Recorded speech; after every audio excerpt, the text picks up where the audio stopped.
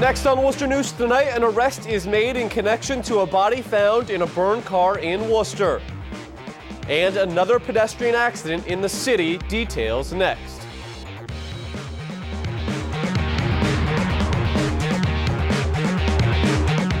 Good evening, thanks for joining us. I'm Tim McComb. We begin tonight with a pedestrian accident on Chandler Street in Worcester. It took place around 5:30 this evening. An accident reconstruction team was called to the scene. That part of Chandler Street was closed while crews worked. No word yet on the seriousness of the injuries. Two young Worcester, Massachusetts children are in state custody now after they were found home alone. Catherine Sotnick has much more on the story.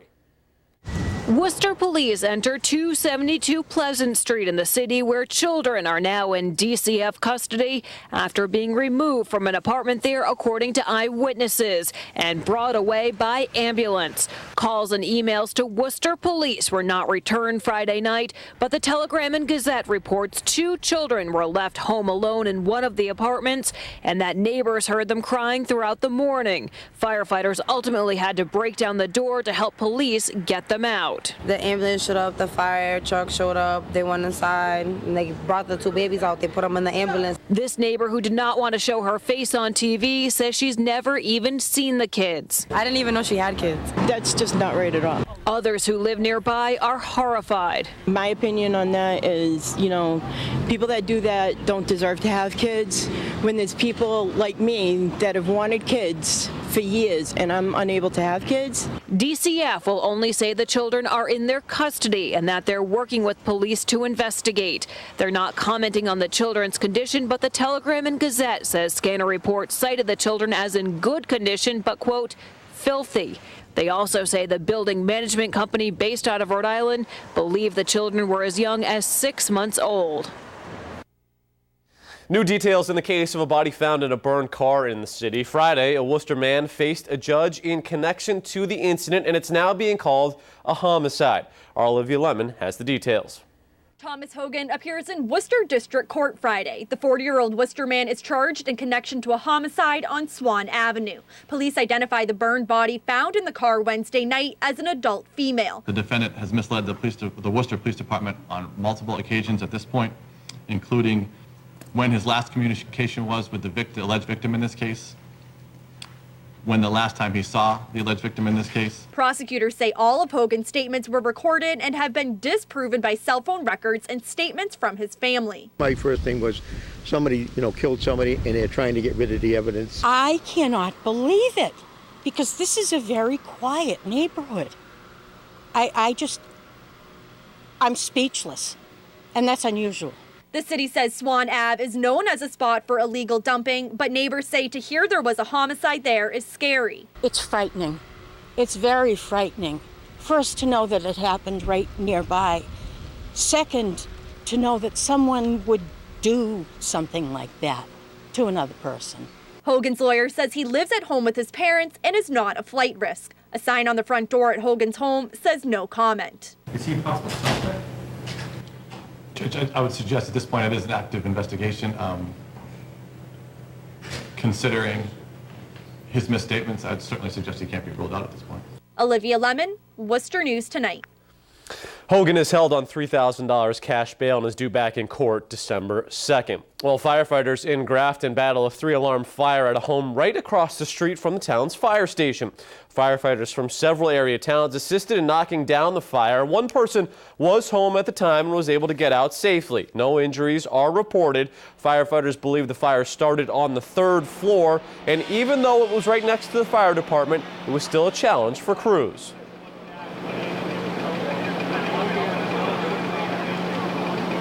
We know the fire started up in the 3rd floor area.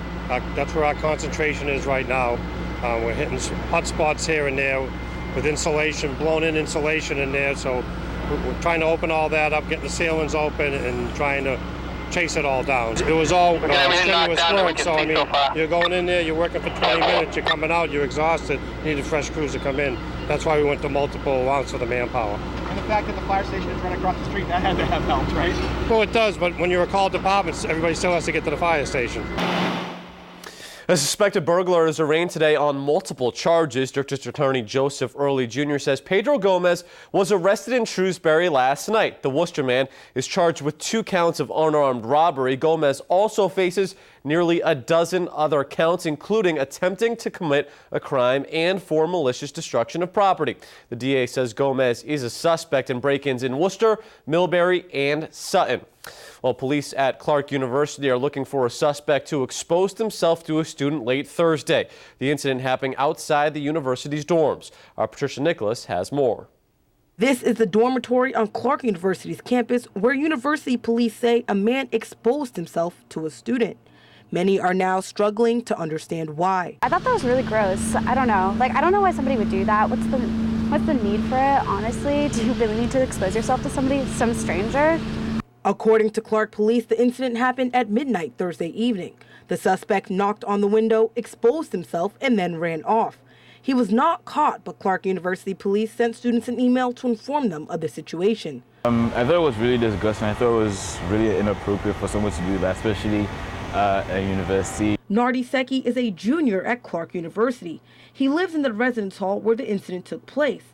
He says even though this has happened, he doesn't feel his safety has been compromised.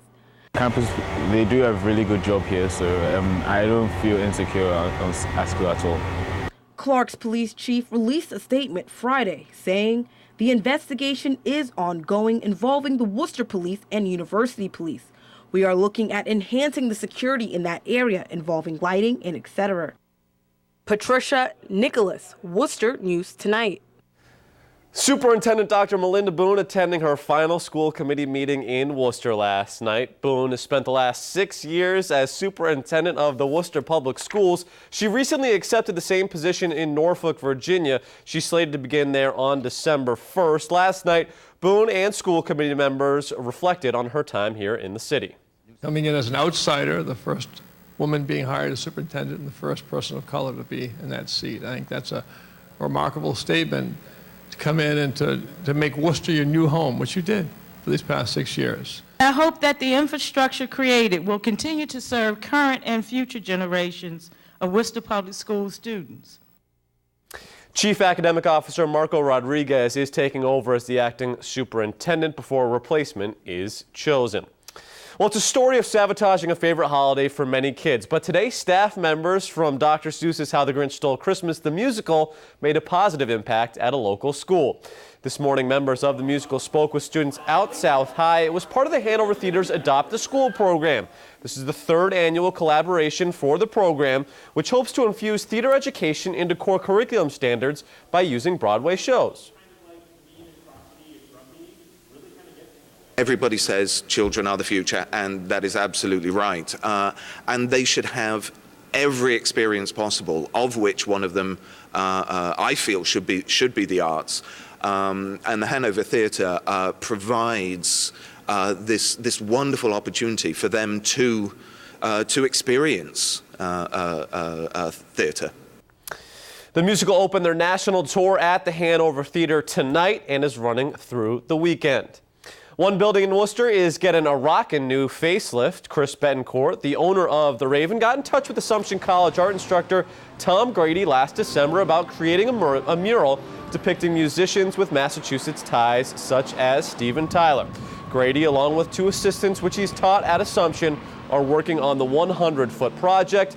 They're completing half of the mural through a grant from the college and are hoping to secure another to complete the other half of the project in the spring or summer. Pretty cool. Well,